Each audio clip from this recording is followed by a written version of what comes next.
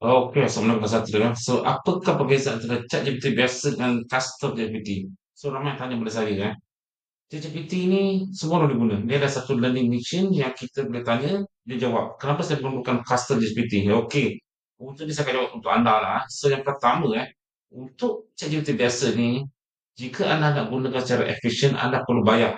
Dapatkan ChatGPT Pro sebanyak RM20, $20 sebulan. Okey. Manakala untuk custom GPT kami adalah free seumur hidup untuk anda. Alright. So, nombor dua yang paling penting adalah anda perlu belajar teknikal. So, di dalam ChatGPT ini dan Machine ini terdapat satu istilah kita panggil sebagai prompt engineering. So, ChatGPT ini adalah satu artificial intelligence yang perlu kita berikan arahan yang lengkap pada mereka. So, jika ada satu produk atau satu maklumat, anda harus tulis dengan bahasa teknikal untuk mereka. Menulis pada teknikal ini dipanggil prompt engineering. So, tak semua Anda kena belajar untuk mendapatkan prompt engineering tersebut untuk memahami bagaimana untuk instruct ChatGPT atau AI ini memahami soalan anda. Memang cukup panjang dia tulislah. Okey. So, manakala untuk kasus GPT ini, kita telah siap. Kita dalam knowledge base kita, dalam kita punya OpenAI kita, dalam kita punya data, semua kita tersiapkan semua prompt-prompt. Prompt pertama, dah publish prompt ni, apa kita ditanya. Nombor duanya prompt, apa kita ditanya. Nombor tiganya prompt, apa ditanya. Semua telah disiapkan khas untuk spesifik dengan satu target tersebut. Itu berapa perbezaan yang anak bertulis secara lebih kurang dan ada jawapan. Okey.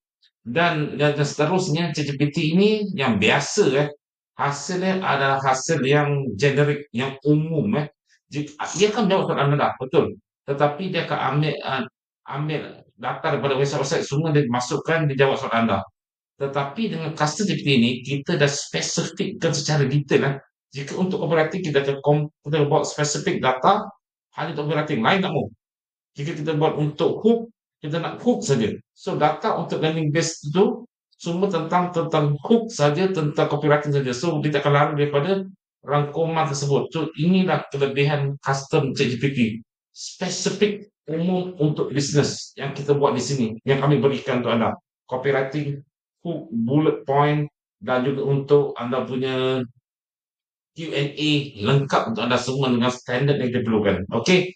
Dan yang terakhir ialah ChatGPT biasa ni semua orang boleh pakai yang boleh dijual Tetapi dengan custom GPT ini anda boleh jana income kedua, bukan jual software tersebut, tetapi anda boleh menawarkan khidmatan untuk buat copywriting, untuk membuat hook untuk pelanggan anda.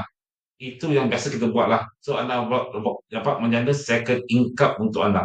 So anda dapat melihat So ChatGPT yang biasa ni adalah umum.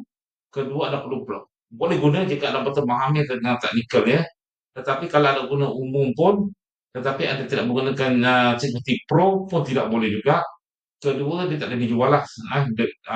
Tak boleh pakai semua, tak boleh pakai sebab dia punya tu adalah umum. Semua orang pakai. Yang percuma untuk itu Tetapi ChatGPT, custom GPT dia spesifik pada niche yang tertentu.